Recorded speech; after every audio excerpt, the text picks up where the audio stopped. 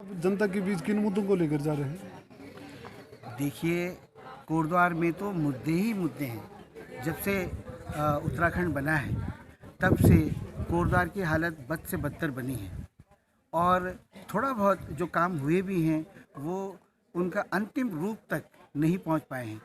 जैसे कि सरकारी अस्पताल है, बन तो गया है, इसमें कोई शक नहीं है, लेकिन आज भी सुबह से शाम तक केसेस रेफ़र हो रहे हैं।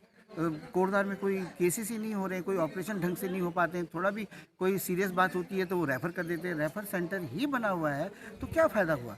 तो मैं बहुत ज़्यादा डिटेल में नहीं जाना चाहता हूँ, लेकिन कोटद्वार की जनता को सब कुछ मालूम है कि यहाँ पे क्या होना चाहिए था। वरीयता भी कोटद्वार की जनता को मालूम है कि कैसे कैसे काम होने चाहिए। तो ये चुनाव हम लड़ रहे हैं और मैं तो सेवक बन रहा हूँ और कोटद्वार की जनता प्राथमिकता के आधार पे खुद ही बताने वाली है कि पहले ये काम होना चाहिए, फिर दूसरा होना चाहिए और उसको हम करेंगे। नगर का मुद्दा है, यातायात की व्यवस्था पूरी चरमराई हुई है। इस संदर्भ में आप क्या? देखिए, मोटर नगर का मुद्दा इसकी गलती से हुआ, कैसे बना और कैसे वो कानूनों में उलझ गया।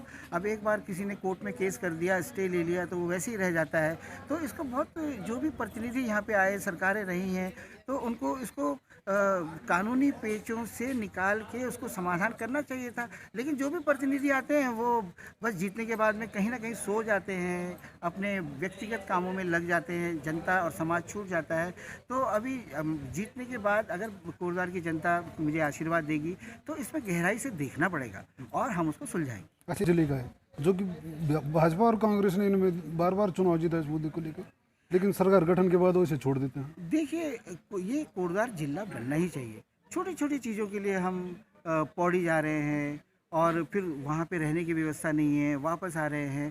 तो कोटद्वार को जिला बनना ही चाहिए था और माननीय जनरल खंडूरी जी ने निशंक जी ने इसकी घोषणा की थी। खंडूरी जी अगर हमारे उस समय बन जाते तो ये जिला बन जाता। और पिछली बार भी हम जब चुनाव में गए थे तो हमने यही कहा था कि बीजेपी जो है इसको जिला बनाएगी, लेकिन इसको नगर निगम बना दिया गया। किसी से पूछा नहीं गया और नगर निगम थोप दिया गया हमारे ऊपर। अच्छा, पूर्व विधायक हरक सिंह रावत जी ने कोटद्वार में जो उनकी कार्यशैली है, इस समय आप निर्दलीय लड़ रहे हैं तो कहीं ना कहीं आप जो भाजपा के लिए जो दिक्कतें थी उनसे दूर हो चुके हैं, निर्दलीय प्रदेश। देखिए, ये जो परिस्थिति है ये तो भाजपा ने पैदा की है। हम तो यहाँ पे पिछले 5 साल से तैयारी में लगे हुए थे और जब डॉक्टर हरक सिंह रावत जी यहाँ से चले गए थे तो यहाँ पे सभी पूरे कोटद्वार की जनता ये चाह रही थी कि चौहान जी को टिकट मिल जाए और पार्टी को ऊपर तक इस बात को मालूम था। हमारे सांसद जी हैं, हमारी जो चुनाव समिति है, सभी एक दूसरे को जानते हैं, लेकिन क्यों टिकट लास्ट मोमेंट पे काट देते हैं इसका मुझे नहीं मालूम। मैं नहीं जानता। ये तो पार्टी मुझे बताए कि आपके अंदर ये कमियां हैं और ये है, तो ऐसा भी कुछ बताते नहीं हैं और लास्ट में तो टिकट काट देते हैं। ये जो टिकट काटना है इसका असर समाज पे पड़ता है, जनता पे पड़ता है और जनता टिकटकी लगा के देख रही थी कि हमें अभी कोई भी जो पैरासूट प्रत्याशी नहीं चाहिए, हमारा अपना प्रत्याशी चाहिए। किसी को भी टिकट दे देते हमारे कोटद्वार के तो कोई ऐसी बड़ी बात नहीं होती, लेकिन अब ये पैरासूट प्रत्याशी आए हैं। मैं उनका बहुत सम्मान करता हूँ, जनरल खंडूरी का बहुत सम्मान करता हूँ, मुझे उस पर कोई टिप्पणी नहीं करनी है, लेकिन मैं बीजेपी के जो शीर्ष नेतृत्व है जिन्होंने ये निर्णय लिया उससे मैं बहुत दुखी हूँ, आहत हूँ।